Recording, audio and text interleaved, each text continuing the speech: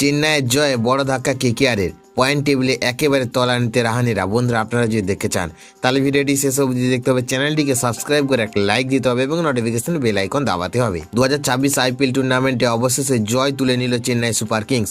শনিবার দিল্লি ক্যাপিটালসের বিরুদ্ধে ম্যাচে তারা 23 রানে গুরুত্বপূর্ণ জয় পায়। তবে এই জয়ে বড় প্রভাব পড়েছে পয়েন্ট টেবিলে, বিশেষ করে কলকাতা নাইট রাইডার্সের উপরে।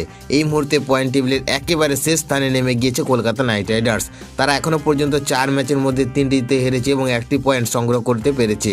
দলে নিট রান রেট দাঁড়িয়ে -1.315, যা তাদের পরিস্থিতিকে আরও কঠিন করে তুলেছে। অন্যদিকে চেন্নাই সুপার কিংস 4 ম্যাচে 1টি জয় পেয়ে পয়েন্ট টেবিলে নবম স্থানে উঠে এসেছে।